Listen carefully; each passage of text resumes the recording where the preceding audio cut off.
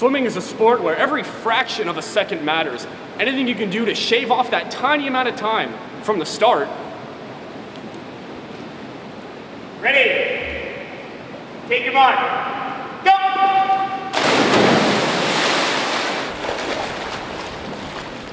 To the finish.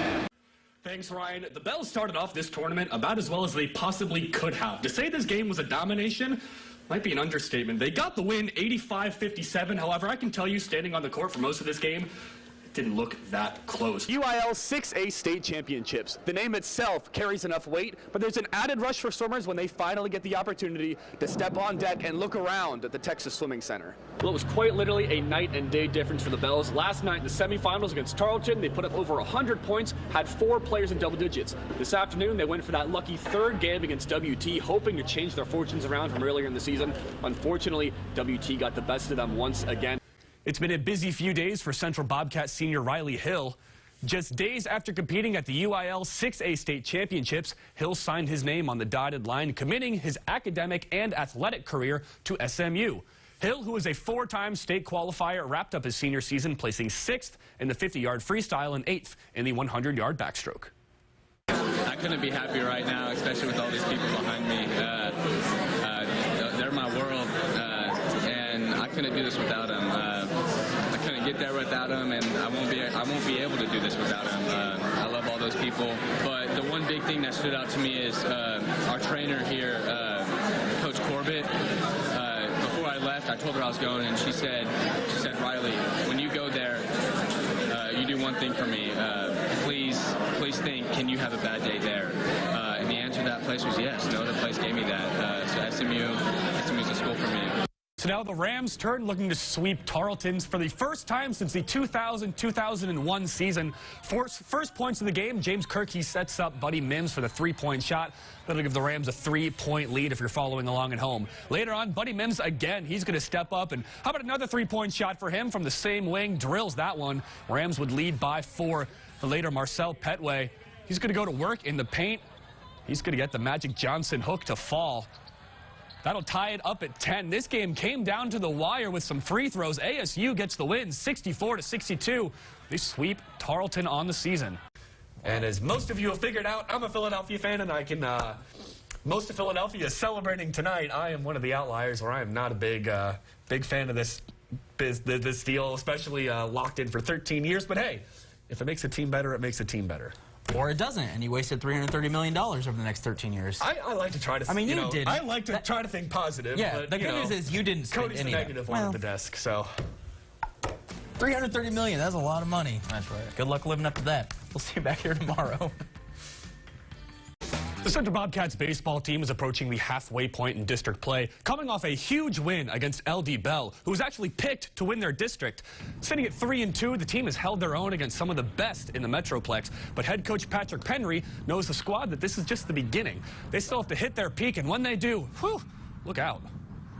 These guys know that no matter what comes their way, that they're in the game until the last out's made, and they really just play for each other. They're such a great group of guys, and anybody, and they don't take the credit. Anybody can come up with a big hit. That's the way our lineup is. And I've been playing with these dudes pretty much my whole life, so they're all good dudes, and go out there and ball out, win out, hopefully. I just told them, guys, we haven't peaked yet. We're still learning and getting better every day. So once we start peaking and hitting on all cylinders, then we're going to be a really, really tough team to beat.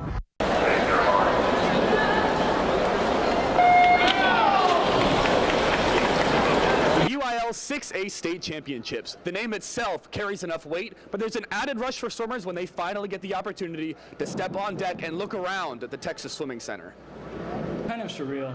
Like, I didn't really know it was state until we started warming up for that relay. And just looking around, you see all these other people swimming, and you're sitting there and you're thinking, yeah, they're going pretty fast. Well, you know, it's the last state meet, and the kids really swam well. Sophie only went up 1/10 of a second. Our relay dropped a second. Riley had 3 lifetime best swims, 50 free, 100 back, and 100 free leading off the relay. It'll sink in. I talked to about 30 or 40 coaches here, you know what I'm saying? I won't be here next year, so. But mainly just miss the kids, competition, and I love swimming. No, there's no one like Coach Haig. Never met a man like him. I just wanted to make him so happy, and as weird as it is, he said he was happy for me, so, and happy with what I was doing, so as long as he's happy, everything's okay. Well, it may not have been the fairy tale ending they were all hoping for, but the Central Bobcats send head coach David Haig off into the sunset after an illustrious coaching career. From Austin, I'm Matt Loch, KLST Sports.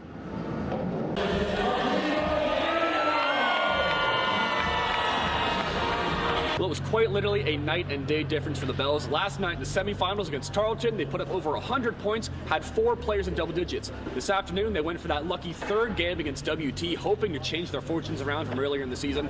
Unfortunately, WT got the best of them once again. Renee Shippey and Marquita Daniels spoke about the frustration they had on the court against WT.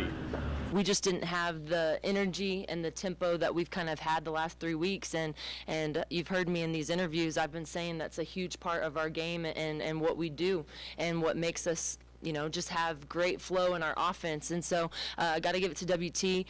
They did a great job of just kind of changing their alignment in their zone with our play calls.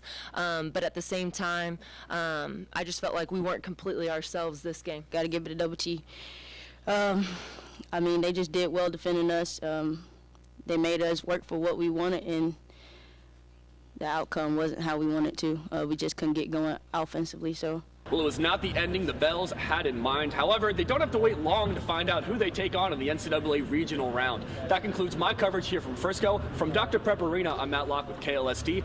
Now here's Ryan on who the Bells take on next.